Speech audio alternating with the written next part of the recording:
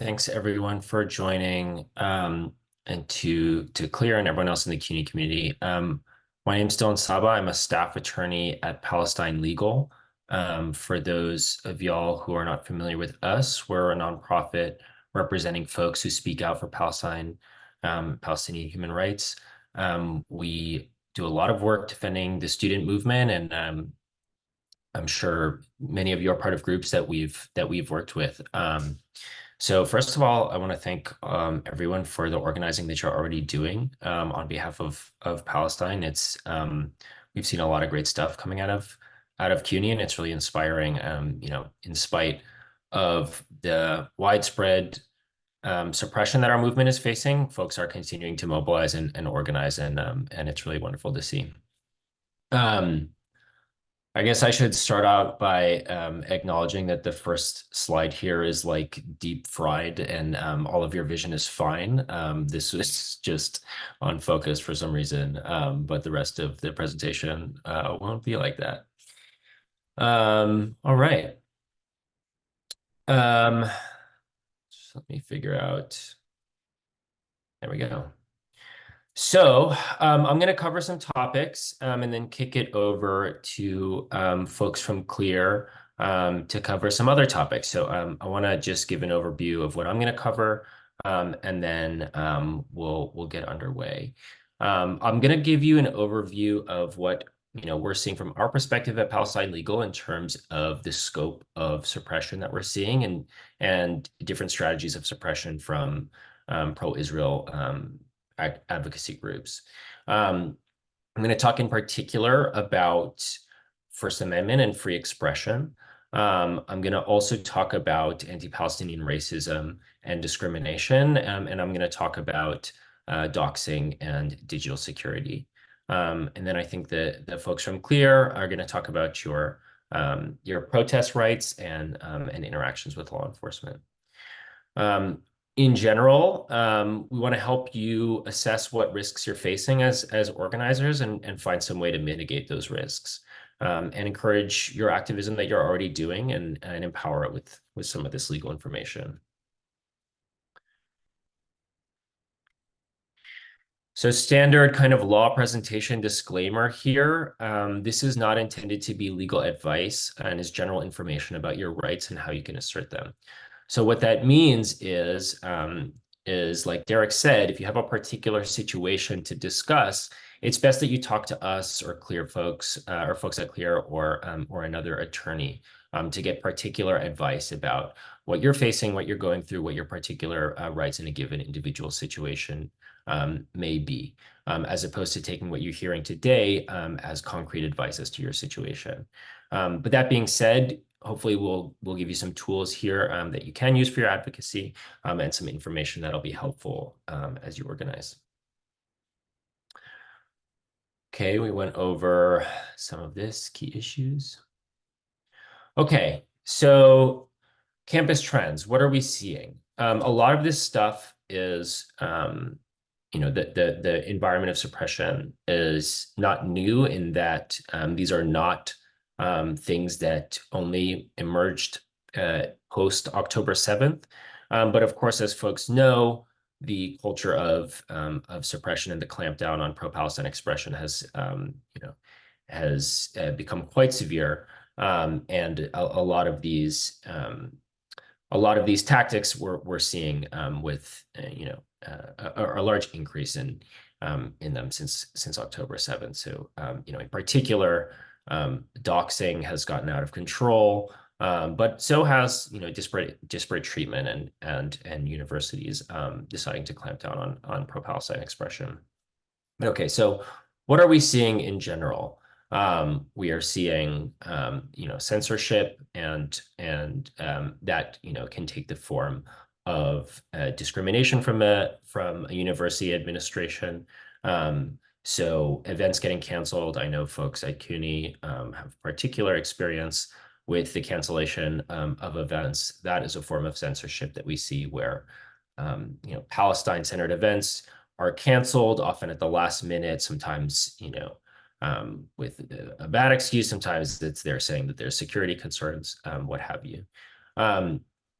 There's also unequal applications of law and procedures. So what we've seen in the past and have really seen in recent weeks is students are brought in on minor student conduct violations, let's say for violating school rules around assembly or around postering, and are given a severe sanction um, that that similarly situated students or students who are not engaged in pro-Palestine organizing are not facing.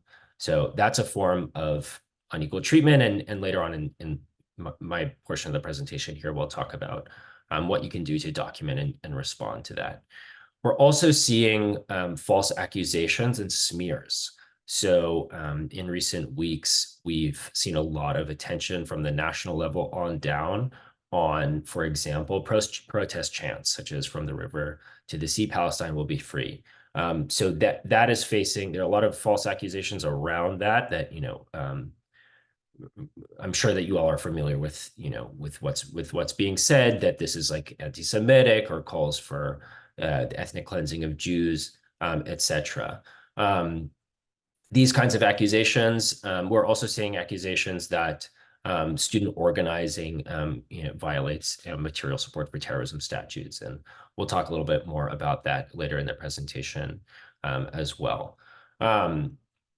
This dovetails with a lot of the doxing and cyberbullying that folks are facing online. So these false accusations also take the form of smears from online smear sites such as Canary Mission, stopantisemitism.org, and also the ADL's own version of these kind of right-wing blacklists. And we're seeing bullying, cyberbullying, but also in person. So folks facing racist, Islamophobic, anti-Palestinian comments, harassment, as severe as death threats for speaking out. Okay. So in the face of these, what can you do, or what are your tools to fight back? Best tool is organizing. So that's, I know that a lot of y'all are already engaged in that, but you have a lot of collective power. And we're seeing the fruits of that organizing around the country right now, as folks are making demands of their universities, of their elected representatives, and other institutions to, for example, call for a ceasefire, but also stand for Palestinians in this moment. Can be protests, boycotts, acts of protest, civil disobedience, and asserting, our rights as Palestinians to tell our own story and to talk about the history of our families, and in our political vision and what we're seeing. There's also the law. So there are as members of a public university. By the way, I'm assuming that folks are here because they're part of the CUNY system.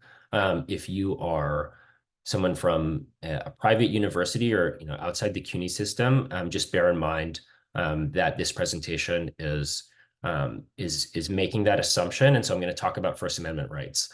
And if you attend a private university, you have First Amendment rights in public spaces, public contexts, but not necessarily as against your university. So in particular, if you are not a CUNY student and you want to understand what your expression rights are, we should have a separate conversation. But for CUNY students, you do have rights under the First Amendment, and you also have rights not to be discriminated against on the basis of race, religion, or national origin. That applies to students at almost all private universities as well. So we can talk, and we will talk about how to assert those. Okay. So First Amendment, I'm sure that folks have heard of it. What is the First Amendment? It protects your right to freedom of religion and freedom of expression from government interference. And that government includes public universities. Okay, we talked about this. You all are at public university. Hooray, congratulations. Okay, so First Amendment protects the freedom of expression, which is everything that is broadly under the category of speech. Um, now, speech is not just things you say or write. It is broader than that. So it does include that, right? Words. So if you are, making a statement, you're writing a speech, um, you're publishing or you're writing an essay, that's all considered speech. But so is expressive conduct. So, as this woman is doing, um, holding up this message, things that you wear on your shirt, considered part of speech, and holding a sign, and leafleting. So just to broaden your understanding of what is protected here, you don't have to actually say it or necessarily write it down for it to be considered speech. Also, street theater. I don't know how much street theater is going on. When I was in SJP about 10 years ago, we loved street theater. But I've been seeing die-ins, so it's coming back. Boycotts are protected. Okay. Speech can't be restricted because people think it's controversial or uncivil. And this is like something that CUNY has put directly into their policy around free speech, which is good. However, there are limitations on what you can say. So we're going to talk about time, place, and manner restrictions, but I also want to talk about certain things that are carve-outs to the First Amendment. So in general, the way the First Amendment works is that government and government entities such as the universities cannot engage in something called viewpoint discrimination. So what that means is there are ways that they can regulate, where, when, and how you engage in speech, but they're not supposed to regulate what you say or discriminate against you based on the content of what you're saying.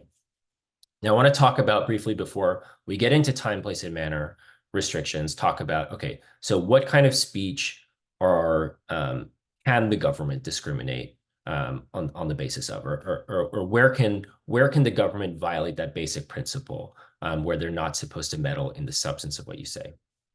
So there's a couple examples. One is pretty widely known, and that's defamation. So the government is allowed to make laws against making false statements about someone that then have a material harm against that person.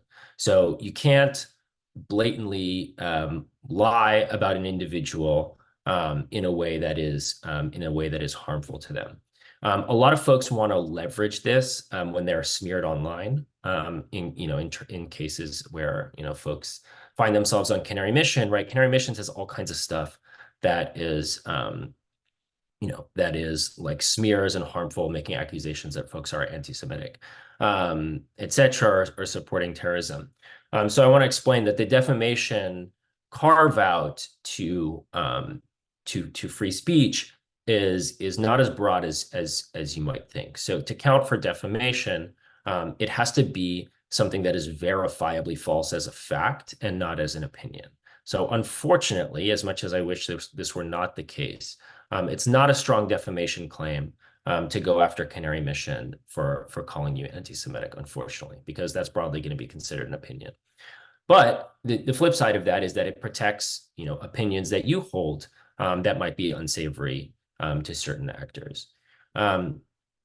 The other way that the other like carve out from First Amendment or from the government's ability to regulate what you say is incitement. So if you are calling for an immediate, if you're calling on someone to commit a crime imminently or commit direct harm to someone imminently or threatening someone, those are things that the government can criminalize. So, in general, though, that needs to be, it needs to be pretty imminent. So If it's, if it's vague, or sometime not specified, like in the future, then that's probably not going to count as incitement. But just so that you know that that is a category of things that the government is allowed to regulate.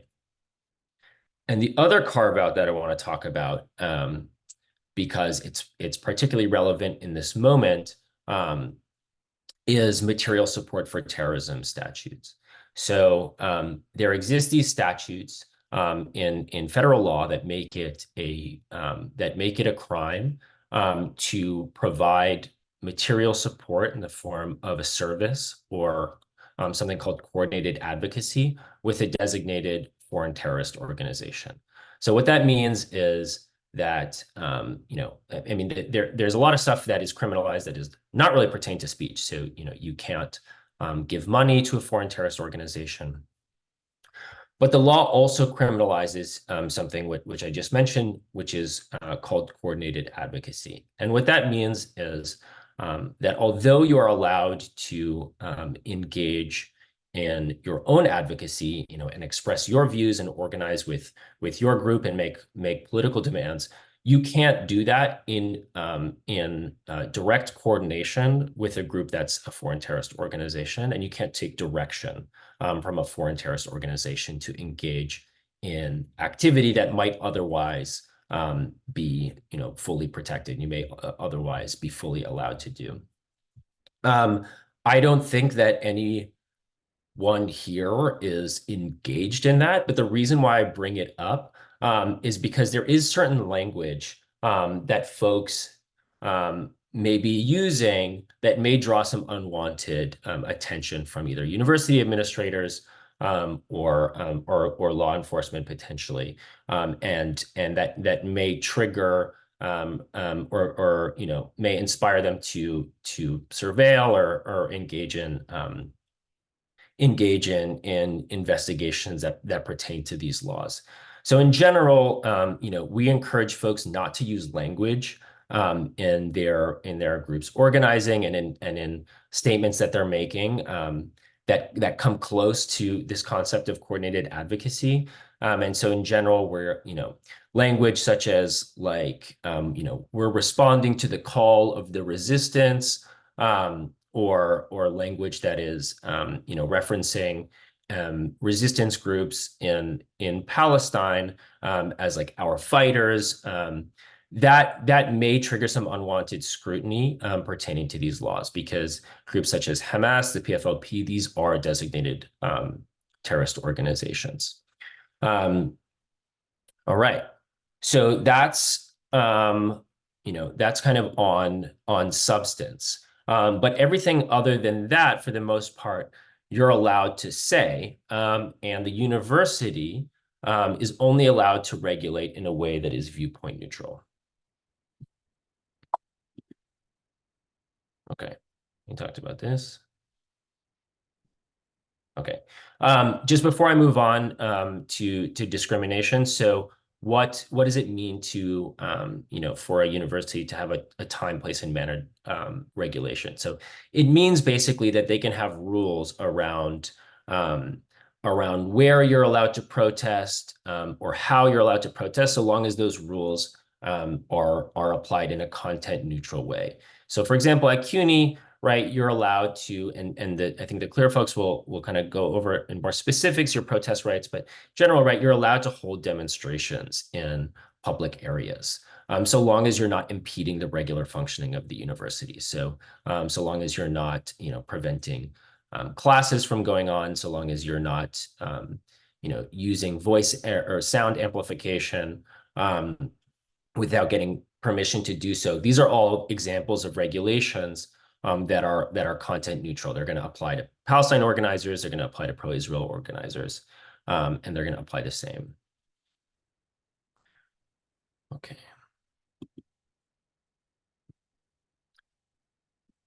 All right. So now I want to shift gears and talk a bit about anti-Palestinian racism and discrimination in general. So this is, as I mentioned before, you all as students of federal and federally funded universities have a statutory right not to be discriminated against for your national origin, your race, your perceived national origin. And where those rights live in the law is something called Title VI of the Civil Rights Act. So that is the section of the Civil Rights Act of 1964 that prohibits such discrimination. And basically, under Title VI, the university has two obligations.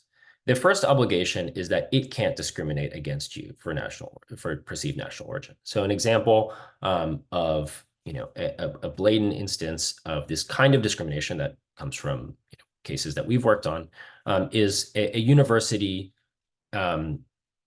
telling a student that they can't hang a Palestinian flag out of their window. And what happened in this instance, it actually was against the rules for students to hang flags out of their window. But it was only when a Palestinian student hung a Palestinian flag out of their window that the university decided to enforce this rule and enforced it selectively against this student. So that's an example, right, of national origin discrimination. Even though the student was violating the rule, the way that the university was applying the rule was in a discriminatory fashion by only applying that rule to the Palestinian flag and letting other national flags fly. That university, that's an example of something that we would consider to be national origin discrimination. Now, a university can also violate Title VI by allowing a hostile climate to exist on a campus for a particular national group. So this would mean that that in general, or the environment of the university is hostile to, for example, Palestinian students, that the university is aware of that, and yet they are refusing to intervene in order to protect the students. So an example of that is at Florida State University, we filed a Title VI complaint against the university on those grounds when, following an incident in which a Palestinian student body president was targeted, harassed by people on campus pretty relentlessly, and suffered a number of consequences as a result of that. And the university basically ignored it and didn't provide any support to that student.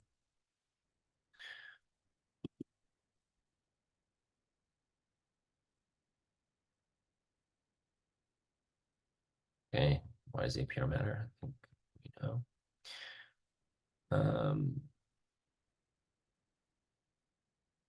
Okay, so how do you enforce a Title VI? There is two ways to assert these rights. One is by filing a private lawsuit. So that's writing it up as a complaint and filing it in a court. That's kind of the harder way to do it. The easier way to do it is to file an administrative complaint with the Department of Education's Office for Civil Rights. So the Office for Civil Rights is a component of the DOE, and they have regional offices all over the country.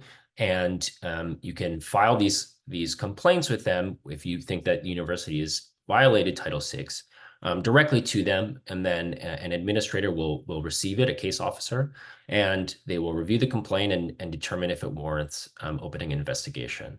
And then if they do, then that person, or their boss, will be responsible for conducting the investigation, and they'll contact the school, and they will probably contact whoever submitted the complaint to figure out what's going on, and will handle it through any settlement or negotiations up into a resolution.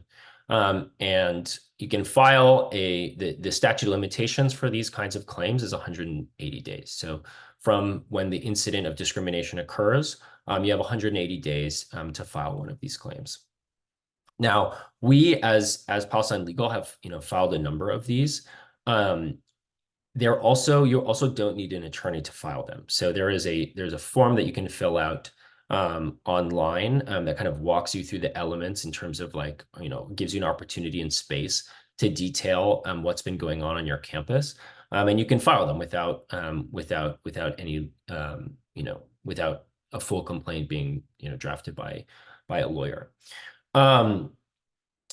As you can imagine, in this moment, we are seeing instances of anti-Palestinian discrimination everywhere, on a ton of campuses. We're seeing this, and at Palestine Legal and some of the other advocacy organizations, we don't really have the capacity right now to be filing on students' behalf, because it takes time and attention. So what we have been doing is helping folks file these on their own, and especially in coordination if there are law students on particular campuses who are looking to help out, and volunteer their time.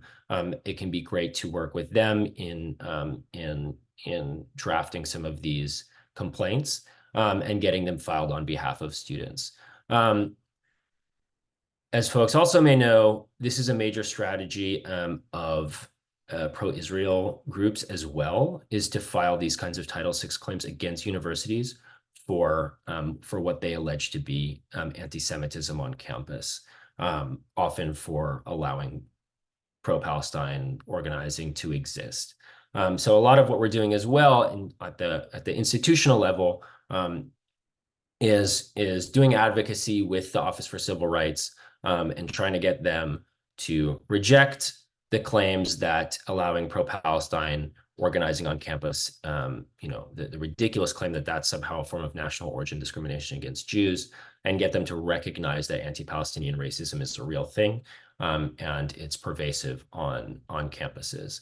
And in order to do that, it's very useful to file these where we can, in order to show the Department of Education that this is an issue for on universities.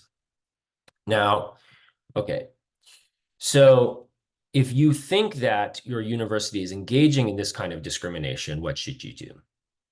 So the first thing that you should do is to document everything. That's going to be key in showing the Department of Education or a future court what's been going on the campus, right? And in particular, it's important to document the university's response to it, because oftentimes, it's useful to make the argument that they're allowing this, even if it's not directed by them, intentionally, being aware of, as I said, and allowing a hostile environment for a certain national group to exist on campus can get universities liable under Title VI.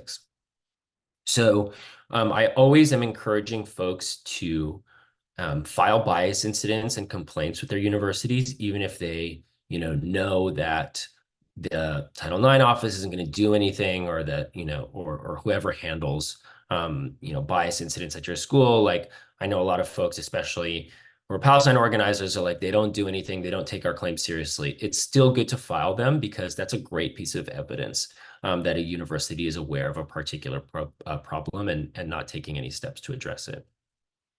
But in addition to filing, bias incidents, it's great to document everything else as well. So I know that a lot of times when a university, especially a public university, wants to dissuade Palestine organizers from holding an event, or want to get rid of something, or kind of soft censor something, where they just want it to go away without there being any record of them taking an action against it, right? University administrators may call you into a meeting and have a friendly conversation in which they, imply that there's going to be some consequence for going forward with an event or taking an action. And all of this is just communicated verbally, right? So, okay, so how can you turn that into a written record? What I encourage folks to do is, if you are called into a meeting like that, what's great is, after you get out of the meeting, is to send an email to whoever called you in for a meeting, for that meeting, and summarize everything that was said. That way, there's a record of it. It's made at the time that it was communicated to you, and that administrator will either need to, either just accept that is the recording of, or that the commemoration of what was discussed, or have to correct the record in some format, and then you can hold them to whatever their corrected word is. If you are experiencing a form of harassment or discrimination on campus, and that is happening verbally from, for example, another student, it's also good to make sure to make a record of that. So a couple of different ways that you could do that. You could open up your notes app in your phone. If someone says something that is, Islamophobic, anti-Palestinian, or racist, and make a note. The Notes app, has timestamp as part of it, kind of built into it, which is very useful. But another thing you could do is send a text message to a friend or an email to a friend and say, hey, this person, I think it was this person, this professor just made this comment to me.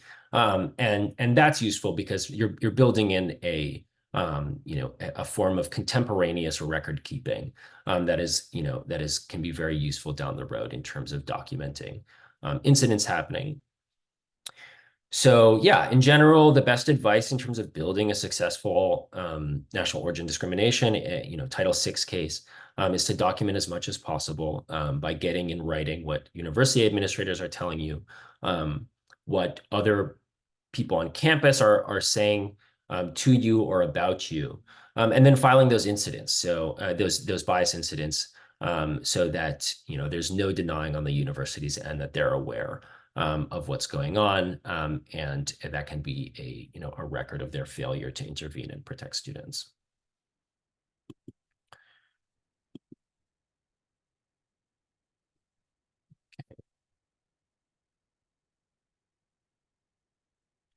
We talked about Florida State. We've also filed a Title VI against George Washington University for a number of incidents, but one of them was that they, in 2021, over the summer, they actually affirmatively canceled trauma support services that were offered to Palestinian students. And we filed a complaint alleging national origin discrimination, which is pending before OCR. Okay. I think that is my portion of things. And I will hop in the Q&A to answer what questions that I have that have come up during my presentation. But otherwise, we'll pass things over to the folks at CLEAR. Great, thanks, Dylan. We're just going to pause the record. Okay, beautiful. All right, so that was obviously super informative. Thank you again, Dylan. Once again, my name is Derek Smith. I am with CUNY CLEAR. I am joined by my co-presenters, Alexis Donovan and Sami Nijam, and they will be kind of popping in and out. We also have our supervisors, Shaza and Amal, on. Tonight, we're going to be giving a short presentation on what your rights are when encountering law enforcement and when protesting. We want to emphasize that these are your rights that you have, and we're here to help you understand how to use those rights so that you can show up for your community. We are obviously in a moment of increased repression on the US-based movement for Palestinian liberation, and in acknowledgement of that reality, we are here to meet the needs of the movement. Should you need another KYR workshop, please reach out. We have a list of available KYRs on our website, which we will be posting a little bit later. Additionally, if you are contacted by law enforcement or have questions about your rights and how to navigate any of the situations we cover today, please reach out to us for legal representation ASAP. Next, we will kind of go over the agenda for our presentation. So the presentation is going to have 3 parts. We're going to go over some guidelines to follow when being approached by law enforcement in general. We're going to go over your rights when protesting, and then some basic guidelines about dealing with law enforcement while protesting. So we're going to be doing some little role plays to show you kind of how to assert your rights. And we might be asking for your participation in the chat, answering questions, providing feedback, etc. Really encourage your participation. Kind of again, please, I think what we kind of just realized from this, it's easier if you do just utilize the Q&A function to kind of aggregate all of the questions. So if you could utilize that for your questions instead of the chat, I think it's just a little bit easier for us to kind of see where all the questions are. And once again, you can utilize the anonymous function. And then we will possibly be answering those questions throughout the presentation, but we will take time at the end, like we just did with Dylan, to stop the recording and then, verbally go over any questions that we didn't get to throughout the presentation. Yeah, so with that, I will pass it off to Sammy. Thanks, Derek. Hi, everyone. Hope you guys are all well too. So, to get started, there's a long history in this country of law enforcement surveilling communities under the guise of national security. And this goes back to the targeting of communists in the 1920 with the Red Scare, Black activists in the 60s and 70s, the post 9/11 in Muslim communities, and a long history of surveillance and repression in response to events in Palestine. We know that organizers are surveilled and policed by government agencies today. And this is not just part of our history as a country, but it's our present day as a country too. This training will just be one piece of empowering your communities to navigate this landscape. We want to emphasize that this is empowering. It's not supposed to be, deter you from your activism work or deter you from going out to actions. Everything we're providing for you is to empower you to continuously go out there and continuously show support for Palestine and other communities. So this KYR training covers your legal rights as they exist on paper. It is intended to provide you with legal parameters to inform your political and strategic decision making so you can make well-informed decisions. We understand this can be scary, but again, our goal is to empower you with these skills to protect yourself and your community members, and to let you know that you have a lot of power in situations with law enforcement. Even though you might think you don't, you actually do. So then you should probably realize, which is what we hope in this presentation, that you see that you have more power than you think you do. So general law enforcement. So you guys can use the chat option. I really hope you guys use the chat option for this. So I'm asking you all, who or what is law enforcement? And feel free to drop those answers in the chat. Who or what do you think law enforcement is? The police, NYPD, ICE, FBI, Border Patrol, ICE, good responses.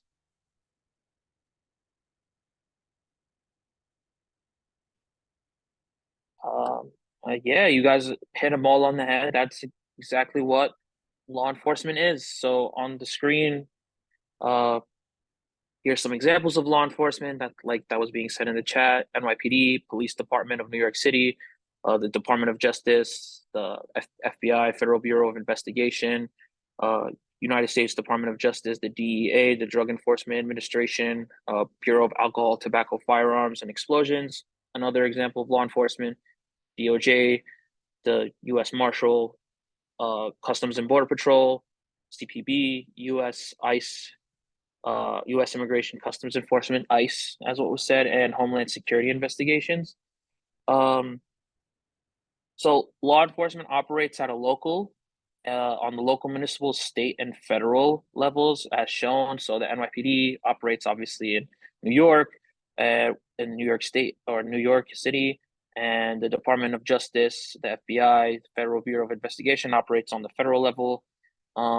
So even though the badges are separate, as we see, they don't operate in silos. They work together. So what does that mean? So the Joint Terrorist Task Force is a special task force in the NYPD that works with the Federal Bureau of Investigation, the FBI, and they sort of exchange information that way. So regardless of what law enforcement agency is approaching you, the rights that we are going to discuss will apply regardless. So it will apply in matters with the NYPD. It'll matter in matters with the FBI. So another question is, why do you guys think law enforcement questions people? and feel free to use the chat for that option.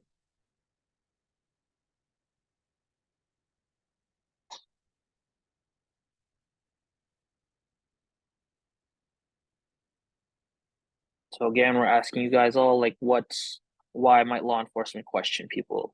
To incriminate them, to trick them, intimidation, to intimidate you into saying something incriminating. These are all really good responses to the question. The more a person says, the more they can use against you. They need to fill quotas, arrest people, gathering intel. All great responses to this question. So why might law enforcement question people? So 3 bullet points. Maybe suspected of involvement in some crime. Bullet point number 2 may think a suspicion of criminal activity. They may think you know about a crime and they are investigating. But what we understand is the last point, intelligence gathering and fishing expedition. So much of the time they're fishing for information without any particular suspicion of criminal activity. In the context of movement repression or counterinsurgents that we heard about earlier, they may be seeking intel on movements like high key profile organizers, internal practices, and that sort of thing. So next question to you all, again, use the chat button for that, is what do you think? If the FBI comes to your door or stops you on the street and asks you questions, why is it better to not speak to them unless your lawyer is present with you? So why is it better to not speak to law enforcement without a lawyer present?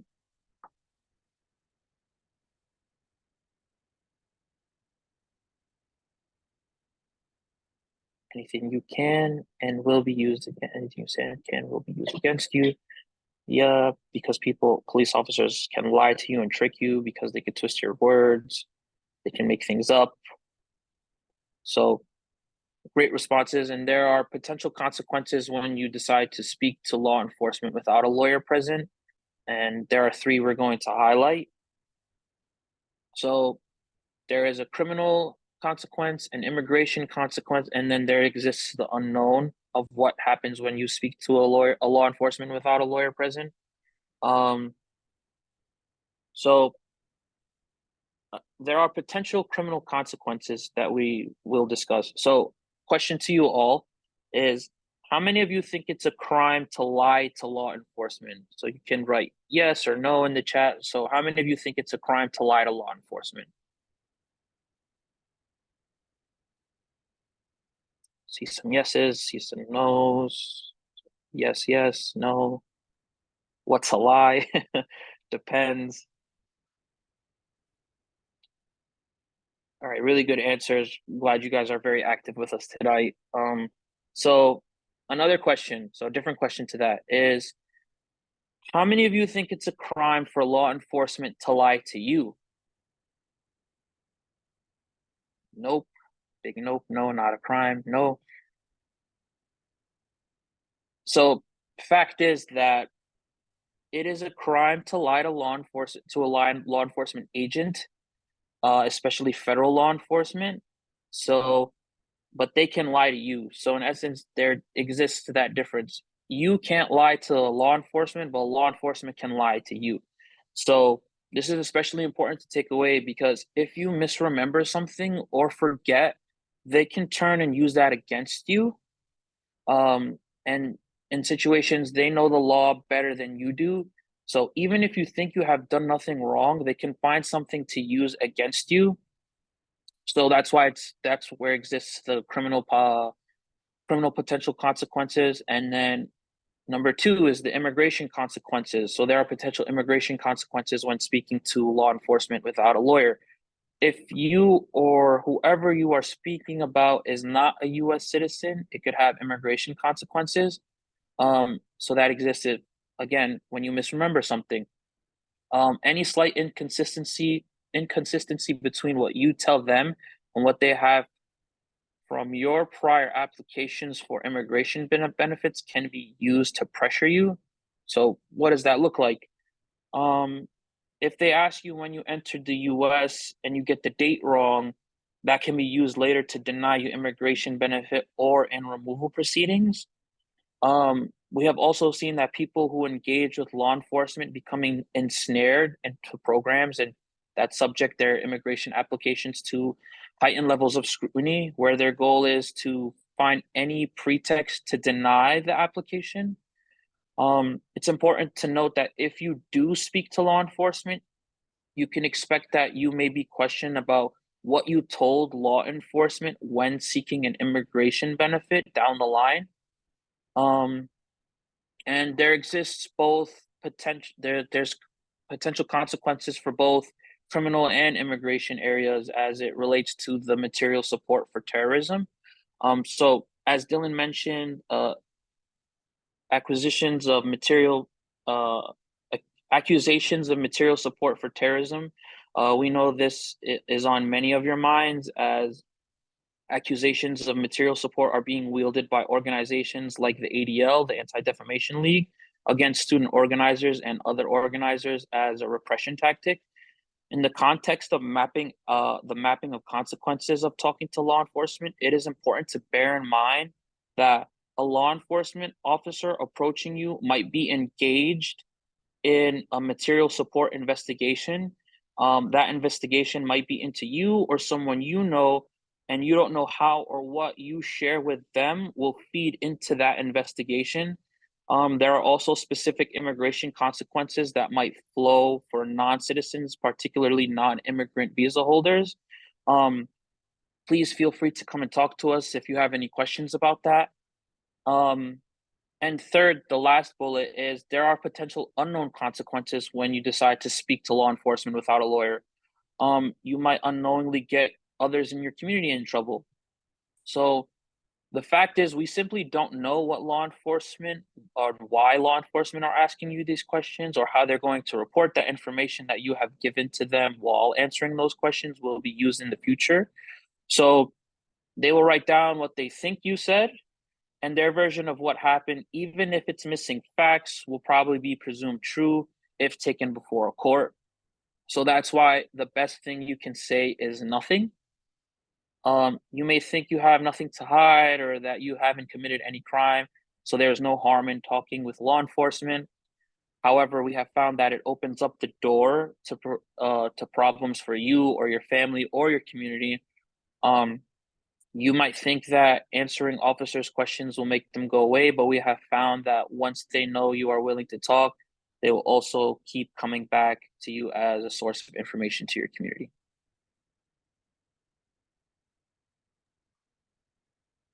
Okay, thank you, Sammy. Hi, everybody. So now we're going to switch gears a little bit and talk specifically about encounters with law enforcement. And the first setting that we'll be talking about is your home. So we're going to walk through some best practices of what to do if and when law enforcement comes to your home. And just as a reminder, we're sharing this information because we think it will help protect you, but we do acknowledge that the reality of how law enforcement acts can really differ. So we believe it's still useful to have this information, knowing that law enforcement can really act differently in different situations. So first, we will go over what to do if law enforcement comes to the door of your home. And our first golden rule for this scenario is do not open the door. If you can, speak through the door to the officers who are there, but do not open it. Alternatively, you can look through a peephole or through a camera or through an upstairs window, something like that. And you can ask them if they have a warrant. You can ask to see their ID, and you can ask them to have it if you can see their business card or have their phone number. There are only two ways that law enforcement can get into your home legally. The first is through your consent. And the second, so if you consent to them entering your home, they can enter regardless of if they have a warrant or not. If you don't consent to them entering your home, they can get in if they have a valid search warrant. And for a search warrant to be valid, it needs to have three things. It needs to have your name or your address, the date, and a judge's signature. And it needs to mention the area that is to be searched. So on this slide and on the next slide, we just have examples of what valid search warrants look like.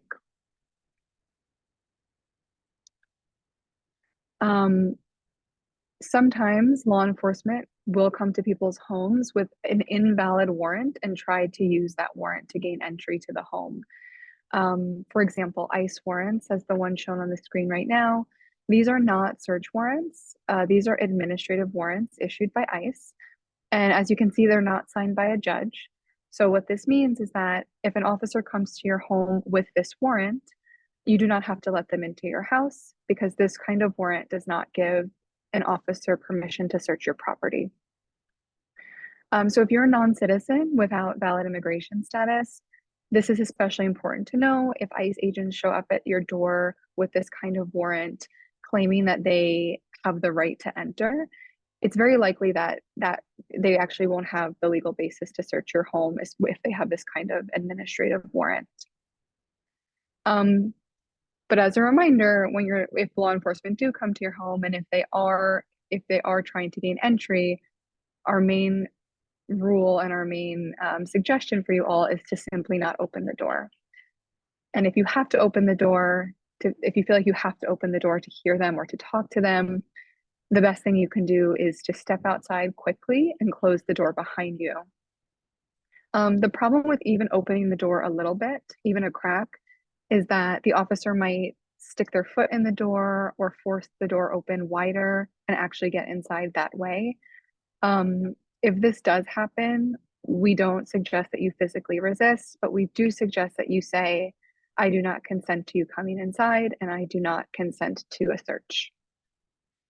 It's also important to know that law enforcement won't always ask directly for consent to enter.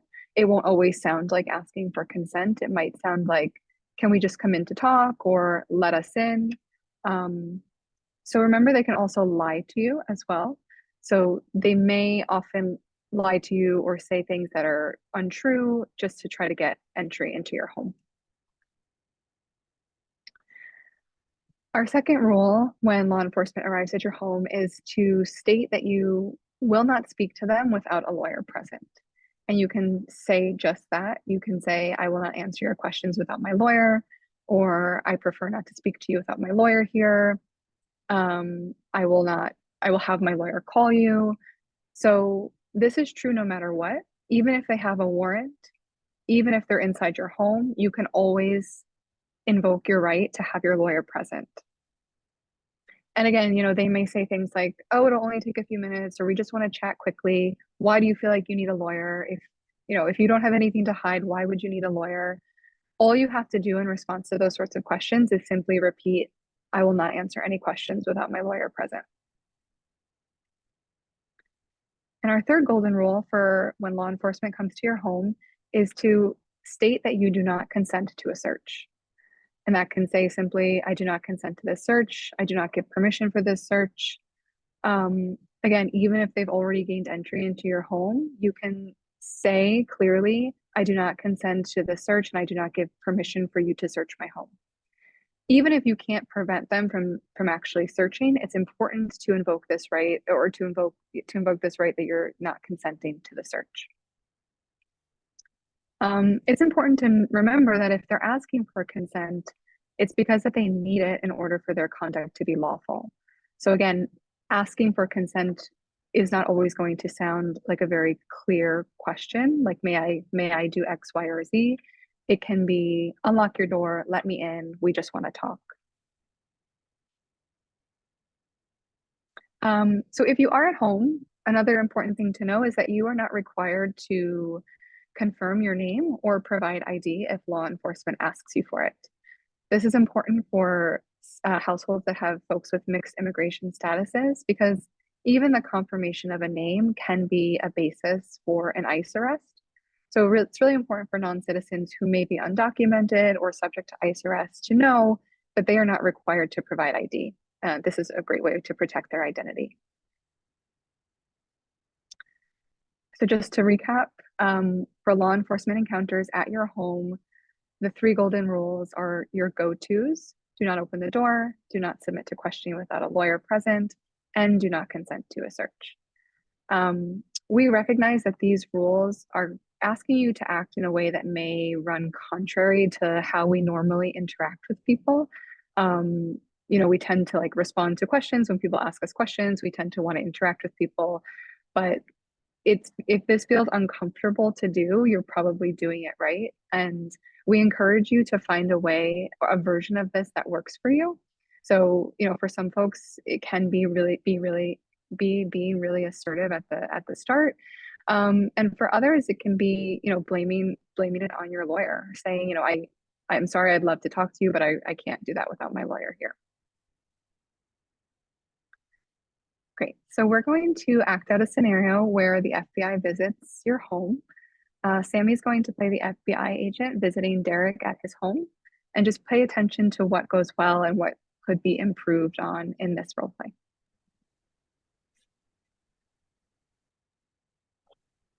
All right. Knock, knock, knock. Hi, can I help you? Hi, are you Derek? Yes. Well, hi, Derek. I'm Sammy. I'm from the FBI. May I come in and ask you a few questions? Oh, the FBI? Yeah, I guess so. Come on in. Thank you. I really appreciate it. Let me get started. Do you know anyone by the name of Ahmed? Oh, yeah, we're friends. We go to the same student groups. I see. I see. I hear that he's very active on campus and made a lot of speeches, in many events. Are you affiliated with any of the groups he works with? Yeah, sort of. We're friends and like we go to some of the same meetings. And how often do you go? I mean, I guess not that often. Like he drags me along sometimes. I feel you. My friend does that a lot when I don't want to do anything either. Do you agree with the statements he's made? Oh, what I don't know. What do you mean? I mean, you've been to his events. Do you agree with the statements he's made about what's happening in Gaza? Oh, Gaza, I guess I'm not really sure what you're referring to. I just need you to answer the questions truthfully, Derek. Oh, I mean, I'm not lying. Like we just, we're not that good of friends. I don't know. I just am not sure. So you're not that good of friends, but you guys go to the same student group meetings and he drags you along. You do know that it's a crime to lie to federal law enforcement, right? Oh, no, I mean like I'm not. Do you mind if I look around? Oh, okay, yeah, I guess that's sure. Yeah. Scene. Okay. So please, in the chat, if you could share, what do you think Derek did well in that situation?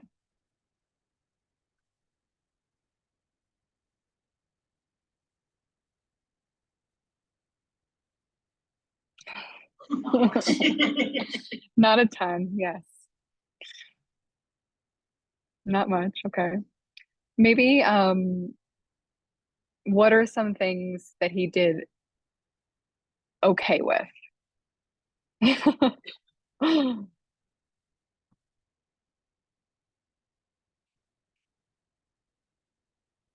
Yeah, not saying whether he agreed with the statement.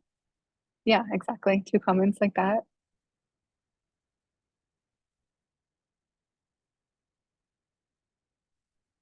Anything else Derek did okay with? Yeah, so right, moving on to my next question. What could Derek have done better in this situation? So I see this answer with three parts. Confirmed, right? He shouldn't have confirmed his identity. He shouldn't have spoke without his lawyer present. He shouldn't have stated he was associated with the group. Yeah, he just said too much, right?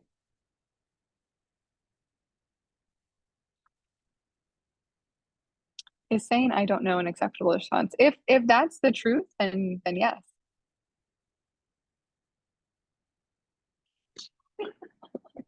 What else could Derek have done better in that situation?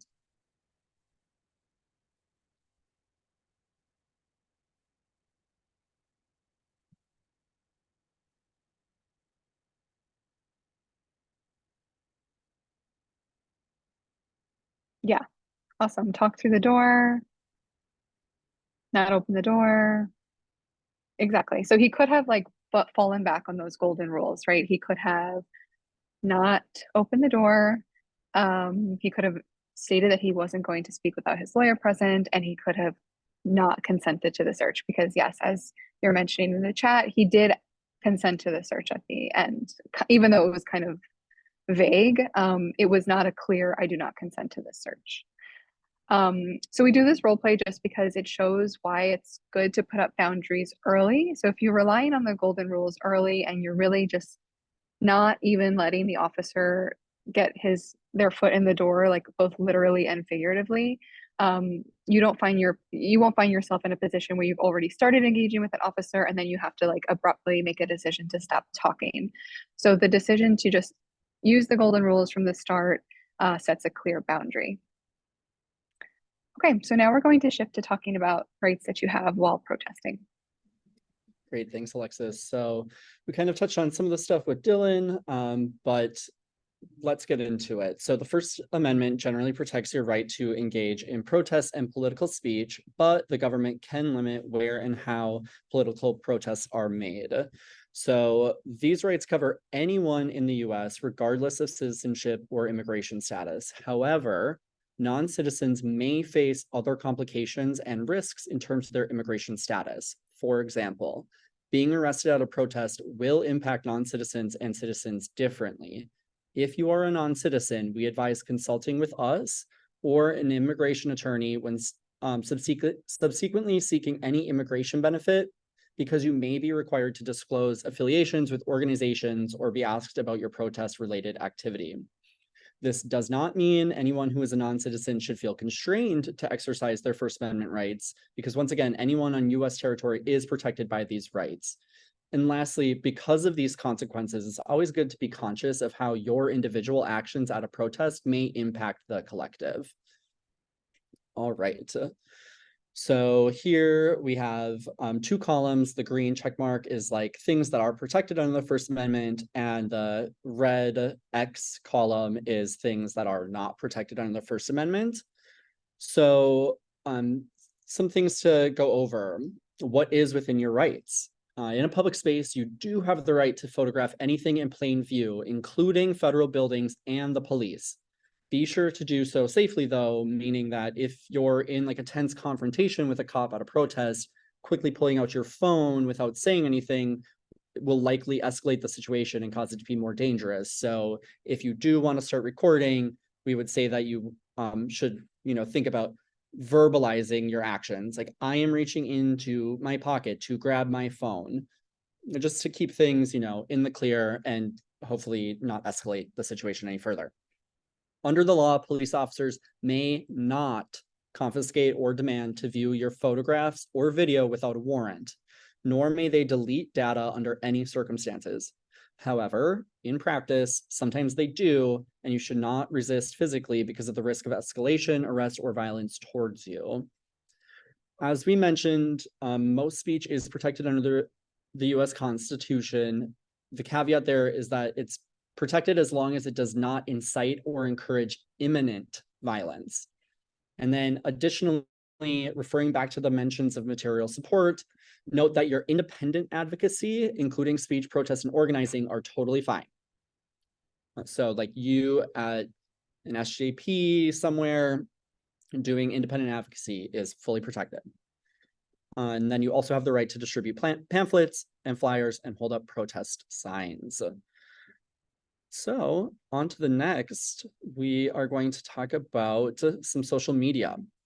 Many people have obviously been engaged in online awareness campaigns relating to Palestine, and this has likely raised some questions for many of you regarding what you can legally say online.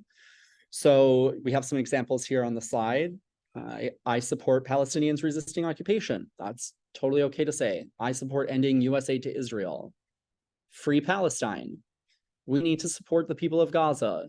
People have a right to self-defense. All of those things are protected, and you cannot be held criminally liable for those.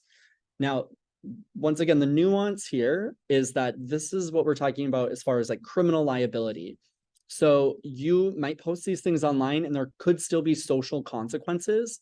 And I'm sure many of you have heard stories about people losing job offers for their statements. And if that happens to you, or you have some sort of other consequence that's not criminal, then we would recommend reaching out to like an employment attorney. And also you can, reach out to us and we can help make connections and navigate that issue if it arises. All right. So now we'll move on to things that you are never allowed to do that are not protected by the First Amendment. So bringing weapons, we would advise against that, including concealed weapons and knives. Knives with blades longer than 4 inches, butterfly knives, and switchblades are all illegal in New York. If you're attending this from outside of New York, please check your state laws. We would also, advise against bringing any blade, even if it's less than 4 inches, just because of the risk of escalation. If the police are, if you're having a police encounter. You, are not allowed to interfere with so-called legitimate police activity. You can monitor and observe from a safe distance. So an example of this would be getting in the way of officers making arrests or questioning people or blocking their view. That's not a protective activity. If you are deciding to engage in something like a de-arrest, just know that that's not protected activity. Altering public and private property without a permit or permission of the owner. This would include forms of wheat pasting, graffiti, and damaged property or stickering. Beyond not being allowed to do these things under the law, you may face federal penalties for engaging in these activities, depending on, if say you're doing these activities in a federal building, that would likely incur federal penalties.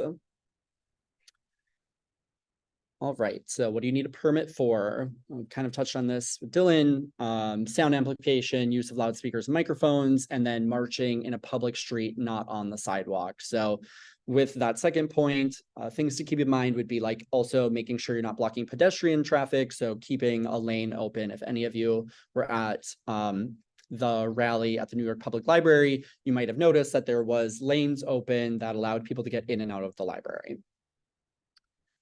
And what not to bring to a protest. So, you want to minimize the risk to you when you're attending a protest. So risk here means the risk of heightened surveillance, legal repercussions, and compromising sensitive and private information. So we would say that you would want to consider not bringing your phone. If you do decide to bring your phone for whatever reason, maybe you're organizing, and that's just the best way to keep in contact with other people, we would suggest that you would want to change your password to something that is secure and that sets automatically. Set auto lock to like immediate when you click the side button on your iPhone or however you kind of get off of your home screen. So what makes a secure password? The best practice is to use a string of no less than 15 letters and numbers. Stay away from obvious passwords like password and 1, 2, 3, 4, 5. And then of course, don't share your password with anyone. Additionally, if you have a phone that has the fingerprint to unlock it or has facial scan features to unlock your phone, we would advise that you would disable those functions. Police can obtain a warrant that would force you to unlock your phone with the fingerprint or Face ID, but they cannot get a warrant to force you to provide your device's password that you input, if it's like an alphanumeric password. We would also advise that you turn off location services, GPS, NFC, Bluetooth, and Wi-Fi. And then also just be aware that sometimes photos and videos have geographical data in them, in the metadata. So we'll be providing some links at the end too to more kind of like digital security practices and toolkits. If there's anything at all on your phone you don't want police to access, it's always best to just not bring it. If you're live streaming and or posting photos from the protest publicly, take steps to block out protesters' face so that they're not identifiable. And then just kind of review your social media and privacy settings. And with that, I will turn it over to Sammy. Thanks, Derek. So contact with law enforcement at protests. So what if you're at a protest and all of a sudden a cop approaches you or tells you to stop? So an important note here to remember is that your rights are different when you're on the street, and that what we're giving are best practices, and that the best practice we're going to advise are applicable also to a protest. Recalling the golden rules, for instance, golden rule number one, not to open the door, is not going to work in this context, but golden rules 2 and 3, which are not consenting to a search in golden rule 3 and not talking to law enforcement without a lawyer present, are still going to guide our conduct, just with a little bit of a twist. So if approached, first things first is to remain calm and do not physically resist or engage in any sort of physical contact. Obviously, this is easier said than done, and frankly, whether it changes anything likely depends on a lot of factors, including the color of your skin, your identity. But our goal in giving that advice is to get you out of the situation as safely as possible. So next, after you've been stopped or you've been requested to stop by law enforcement, you should be saying, "Am I free to leave?" Um, Law enforcement are not supposed to detain or arrest you without this legal standard called reasonable suspicion. And that reasonable suspicion that you have committed, are in the process of committing, or about to commit a crime or a criminal act. Uh, Reasonable suspicion is a specific legal standard that we're not going to get into. But what we know is that law enforcement often abuse their power and detain people without that required reasonable suspicion, especially Black and brown folk. Um, so if you ask, you're free to leave, and they say yes, that's great. You can walk away. If anything other than yes from a law enforcement officer, which would be, a no, a blank stare, an ambiguous answer, like they're not really answering your question. They're saying, "Hold on, just wait a moment. You should stay put." If they do not respond, you can repeat that question again, but try to do so in a calm and non-confrontational tone when you ask that. In New York, if you are out on the street and in public, you don't have to provide your name or identification if law enforcement asks you. However, the police can take you to the precinct to verify your identity if you do not give them a name. Um, However, some best practices for that is you can provide them with an ID with the least amount of information on it, to avoid that whole going down to the precinct to verify your identity. So what is an ID with a little amount of information? It would be something along the lines of your student ID that just shows your name, picture, and school you go to, a library card, that sort of shows your identification without providing too much information. Um, and if you are not a citizen, this is very important. Do not provide foreign ID or any ID that shows that you are not born in the United States. Most importantly, if you are undocumented or otherwise at risk for deportation, confirming your name to ICE is enough for them to arrest you. Because of this, if you are undocumented, it is extra important to give them ID that would not reveal your documentation status or shows your birthplace. Again, this is not to scare you. We do still encourage you guys to go, but would be a little bit more cautious when encountering that, especially if you're a non-citizen. The next bullet point, do not answer any questions. Uh, Golden rule number 2, you can just say, "I won't answer any questions" without a lawyer present, and prepare to sound like a broken record in this situation, from the "Am I free to leave?" to "I'm not talking to you" without a lawyer present. If you keep saying those 2 questions, you're probably doing something right, even though it is uncomfortable. And speaking on comfortability, if you feel comfortable, ask the officer for their information, including a business card and or name and badge number and what crime you are suspected of committing. The NYPD are required to provide their name, rank, command, and shield number, as well as carry business cards with that information.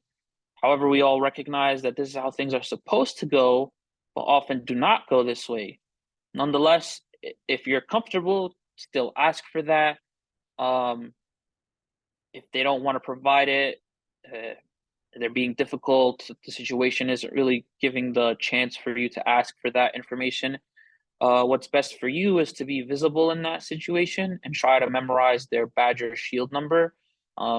If you're like me that only wear their glasses in class and not wear it to a protest. That might be a little bit hard, but nonetheless, still advocate for having your glass, trying to keep an eye out for their name and badge number when that situation arises. And passing it off to Derek again. All right. So what to do if the situation escalates and you end up being detained or arrested? Obviously, that is a really scary moment, and you will likely, your heart rate will likely be up. You'll probably feel tense, anxious. So with that being said, we definitely want to, reiterate to try your best to stay calm, take a couple deep breaths, ground yourself as best as you can. We don't want you to escalate the situation. Even if you feel like your rights are being violated when you're in the moment, to make sure that you're safe, don't resist, don't escalate. You can report the situation to the Civilian Review Board or to an attorney, like clear after the fact. So don't resist. If you haven't done so already, ask the officer for their information, including a business card and what crime you are suspected of committing. Then don't say anything else. Don't say anything to them. Don't even talk to yourself. Don't talk to anybody around you. This would include like fellow arrestees. You don't know who's sitting next to you. Even if they got arrested next to you, you just don't know who's around you. If you're in a car, you're in the squad car, you're in the van, you don't know what kind of recording devices are in there. And so you should just kind of assume that like once you've been detained, people are listening. So just stay silent. Immediately, clearly assert your right to counsel. Say, I'm not going to say or do anything without my lawyer. And then if they keep questioning you, just keep repeating yourself. I won't talk without my attorney. I don't answer questions without my lawyer present. Invoking your rights in this way has legal significance in later potential criminal proceedings, because you are not leaving any ambiguity for the police or prosecutors to say down the line, well, they didn't ask for a lawyer or they talked to us voluntarily. The prosecutors are also cops. So, they're very shady. Don't leave them any room.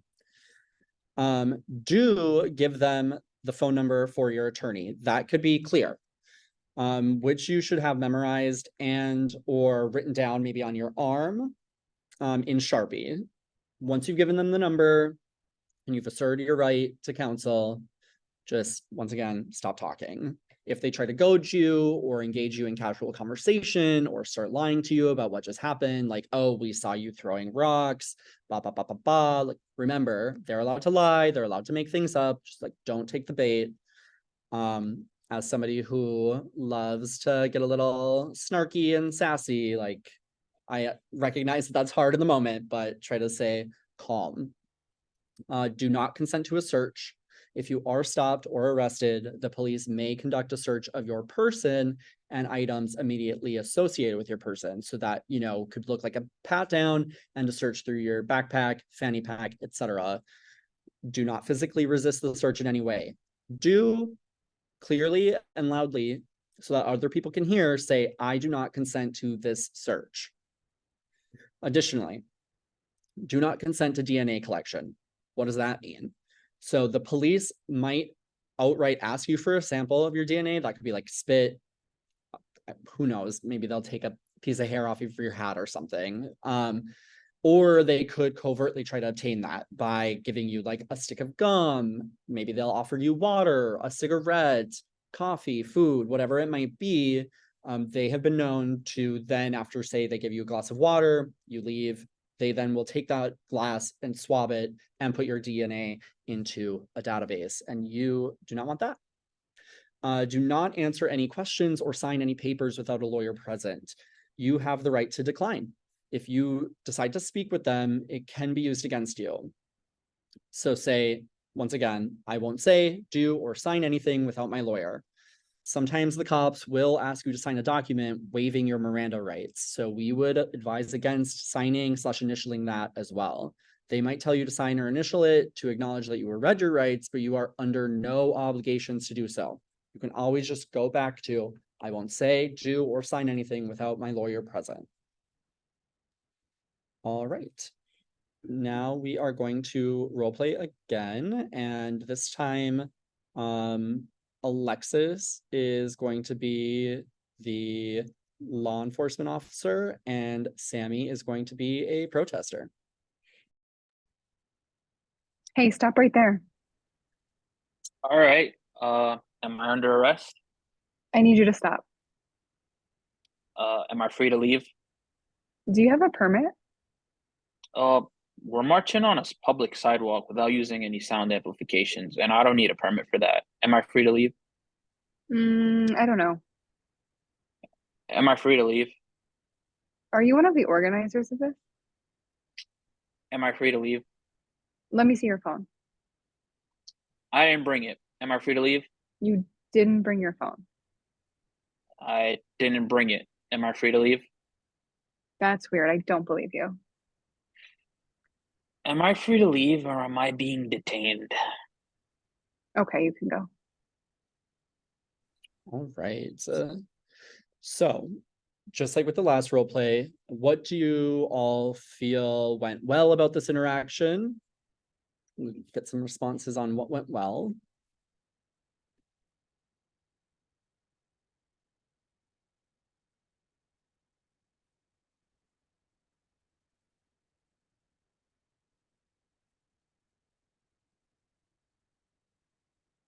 Sounding like a record. Am I free to leave? Yep, that was definitely, Sammy did a great job of that. Just repeating, am I free to leave? Am I free to leave? And waiting for that affirmative. I forgot his name, I'm sorry, was very persistent about saying, am I free to leave? Yes, exactly. Yep, so just kept repeating that. Didn't answer anything directly besides the phone. Yes, yep, that's a great point. Yeah, so things to remember when you're in these situations, saying less is the best. You just want to stick to the golden rules, stick to the like, am I free to leave? Am I being detained?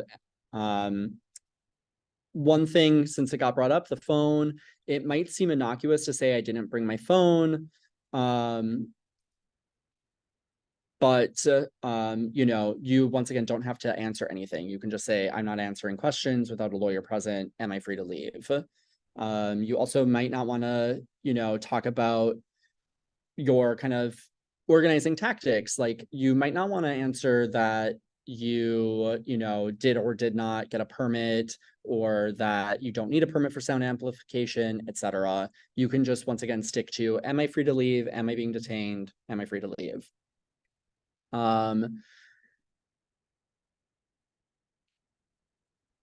Yeah, so Sammy did a really great job of doing that. And once again, when you're in these interactions, they're likely to feel very weird and tense. It's like very strange to just keep repeating the same thing over and over and not acknowledge what a person just said to you. But this is the best way to preserve your rights and hopefully get you out of the interaction as safely as possible. We also would encourage you to try these role plays out in your organizing spaces. Practice saying, I will not answer questions. Am I being detained? Am I free to leave? This will help you and your comrades really get comfortable saying these words and allow you to recall these phrases if you're ever approached by a cop at a protest. And we will turn it over to Alexis for some final notes here. Okay, yeah. So just keep in mind that the outcome of these interactions with law enforcement, of course, can depend upon small aspects, right? Like your attitude and your body language. So if you can use language like yes, officer, or no, officer, while we recognize that that can be super hard in the moment, it can be helpful while dealing with law enforcement. But of course, it does not guarantee that they will treat you with any respect. As we've said like multiple times during this presentation, be ready to repeat yourself. If law enforcement is asking for your permission to do something, it's because they need it. But again, asking for permission will not always sound like asking for permission. It may sound like an order. Remember, you have a lot more power in these situations than you may have realized. Law enforcement knows that you don't have to speak with them. Always be truthful. Do not lie to an officer. It's a crime to lie to an officer. So when in doubt, fall back on that golden rule of I will not speak to you without my lawyer present. And be observant. So in these situations, think of yourself as the reporter or a journalist who is documenting an event and try to capture as many details as possible. Record everything as soon as you can, whether that's writing it down or in a voice note. And the goal is always to stay calm and to get out of the situation unharmed. So Derek is going to be dropping some links and some resources in the chat. These are some one-pagers about some of the things that we talked about today and some additional resources. Thank you so much for coming and for organizing this. We hope that you found this presentation helpful. We hope that you learned something about the rights that you can assert to protect yourself and others and your communities. And now that you have this information, we hope that you feel like you can play an important role, because a lot of people don't know their rights or how to assert them. If there are any, I think we've answered most of the questions, all of the questions that have come in, but we will be here for a little while. So if you have additional questions, we'll turn off the recording.